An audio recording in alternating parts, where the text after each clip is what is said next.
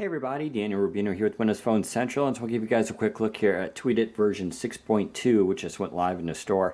TweetIt's one of my favorite Twitter clients. It's been out for a long time, and it gets updated pretty regularly, but each update is actually a pretty major change, and that's the case here too. Although 6.2 doesn't sound big, there's quite a lot of new features here, and I'll try to give you a quick tour of those.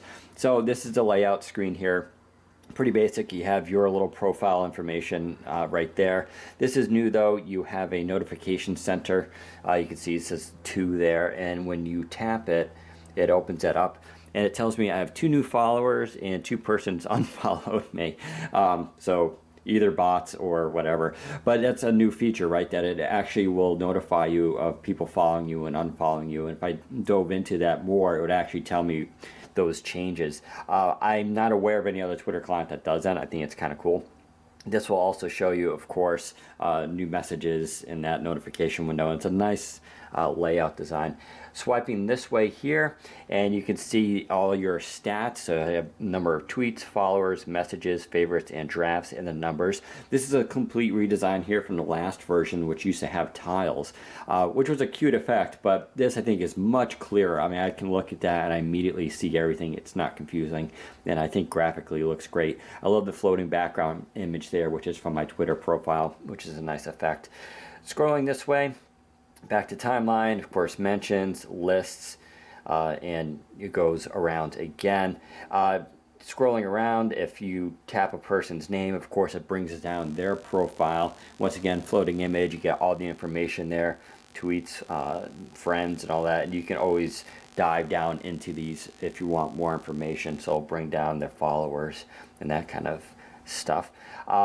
Actually tapping the tweet, of course, opens it up and gives you a lot more options. Tapping these little bars here even gives you more. So there's your quotes, favorites, and you can even share that tweet. Graphically very simple. I love the design of it, just very clear. Let's hop into settings real quickly. TweetIt has always had a ton of settings, and that's still the case here. You can adjust the font size, which is really good. Some of you guys want bigger, some of you guys want smaller, so you can see more tweets on your page. And there's a data error there, but here's your timeline. You can manage those changes there. So tweet counts, amount of pulls down, inline images, update on start, application bar behavior. There's just a ton of things here. Here you have filters, search, now playing. So this will actually bring down the music. I'll show you that in a minute. Street mode, which is kind of neat. It enables the camera so that as you're walking, you can type and see where you're going. Bed mode is an orientation lock, so you can lock it so it's not going to constantly be flipping around. Location, access allowed. You can shake the device to refresh it, which is a neat twist. You also have gestures to set up. Photo resize is a convenient feature.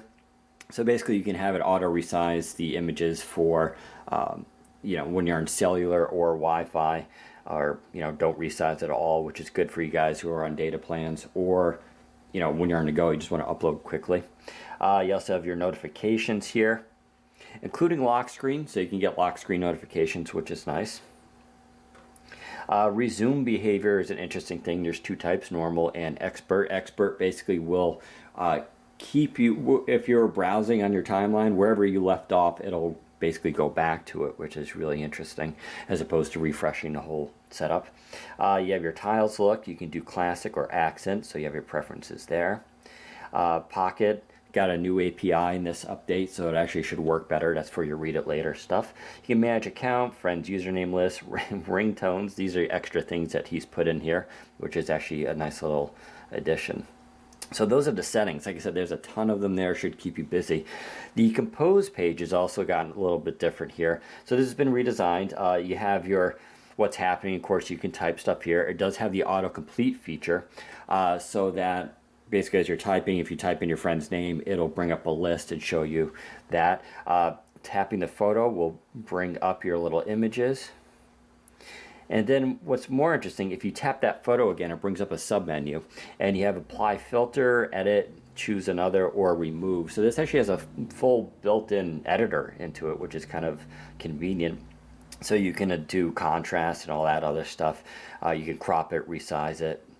whatever you want. That's an interesting feature, I think, that most Twitter clients don't actually have, and it's really convenient. In fact, it actually has a lens built into it. So when you launch the camera app, you can directly take a photo and submit it through TweetIt, which is also really convenient. Here you have a map, and tapping it enables a location. So right now location isn't being shared, but when I tap it, it will be. That's also really nice. And if I was going to play music, you can see right there, let me turn it down a little bit. It brings down what you're playing, and if I were to tweet this right now, it could attach that information directly to the tweet. Also a really nice feature. Now playing this action replace a tweet, and so you can basically put yes, and there goes the information. So now it's automatically sharing that, which is really cool, and it attaches the image of the album. You also have, of course, audio dictation.